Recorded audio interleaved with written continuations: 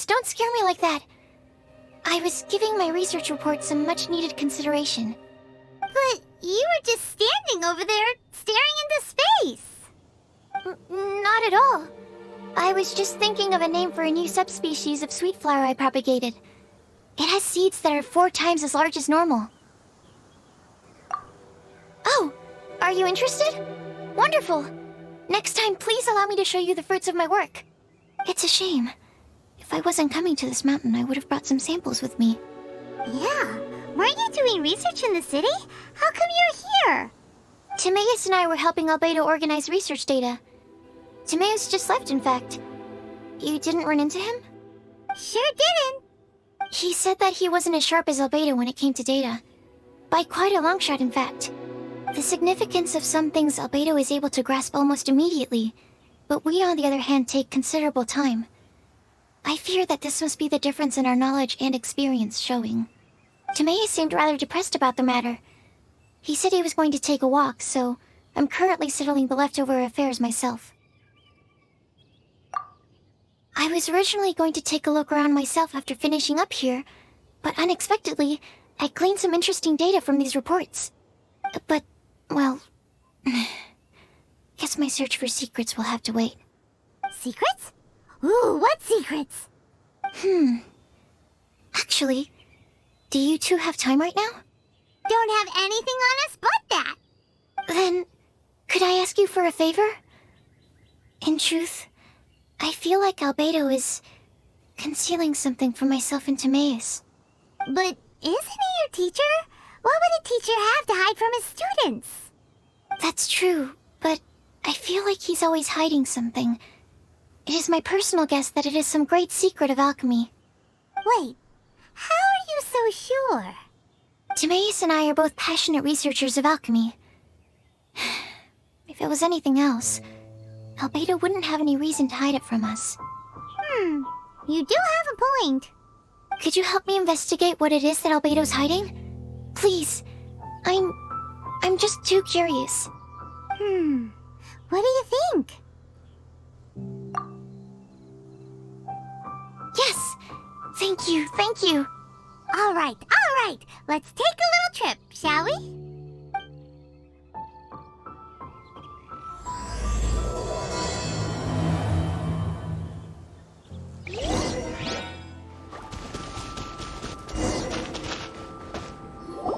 Albedo! Why are you here? Are you lost? No, we're not.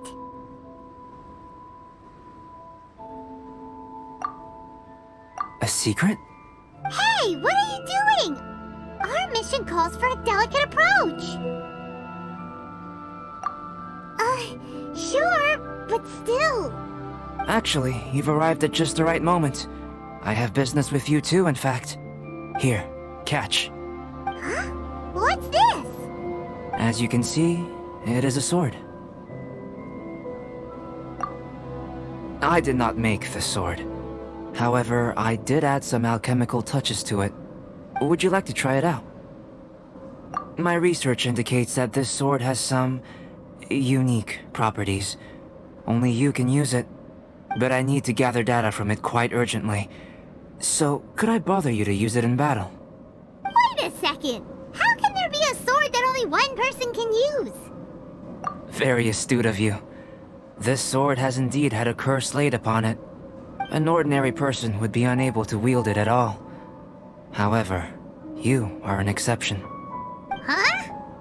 Or perhaps I should say that only you are immune to the curse. As such, who could I find to help me if not you? We gain little from saying more. Go find some monsters nearby. After all, some things are best discovered through practice.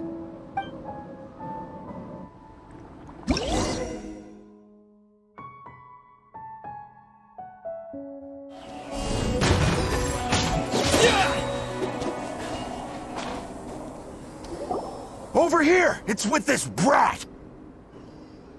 Give it back, you thief! Treasure hoarders? There are treasure hoarders in a place this cold? Enough talk! Hand it over! Watch out!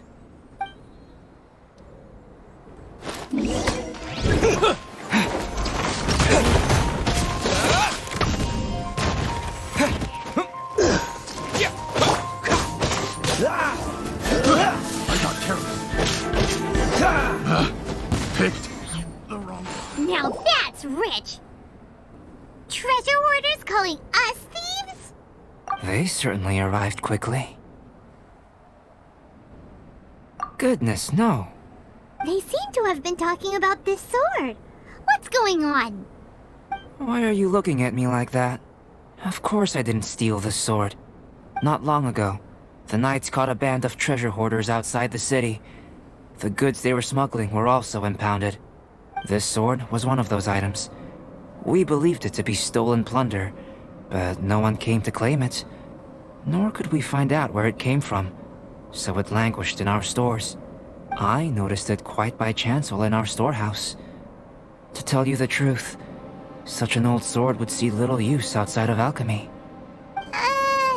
You claimed it for yourself? Just like that? So, then what happened? You just took it with you? Indeed. And I initially intended to perform some experiments on it, but I unexpectedly discovered its true origins in the process.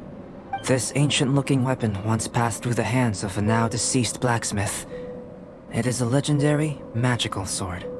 A magical sword? It is said that the smith vanished not long after creating the weapon, with the weapon subsequently becoming lost to time.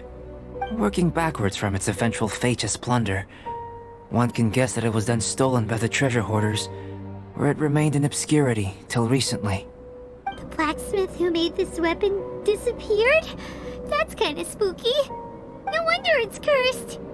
Exactly. Do you know the story of Durin in this mountain? Durin was the black dragon who menaced Mondstadt, before finally being defeated by the combined efforts of the Valen and the Animo Archon Barbados.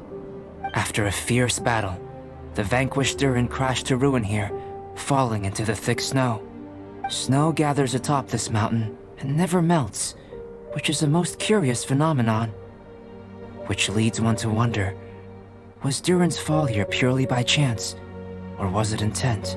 Could it really have been intent? Perhaps this place was chosen as a gravesite precisely so that the snow's power could seal the corrosive toxin coming from Durin's body. It seems plausible that Barbados would think of such a method. Huh. Was Barbados such a capable god? Well, these are just my postulations. I don't have any evidence. But what's for certain is that this mountain and Durin are deeply intertwined.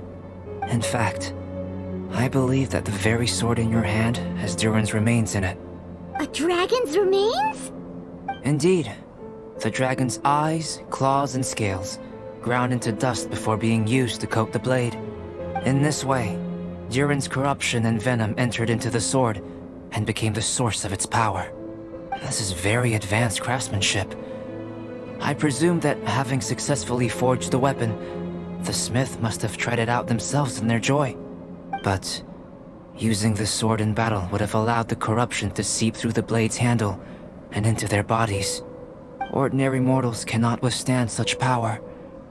The blacksmith must then have fled, driven mad by the curse, before meeting their end in some unknown place. You've purified the volunteers before, which is a very rare ability indeed. This ability has protected you from being corrupted or poisoned, and you can completely eliminate their effects, which is why you and only you can properly wield this sword. Still, this sword really is huge. Yikes! It's glowing! As far as I'm concerned, this is where the real experiment begins.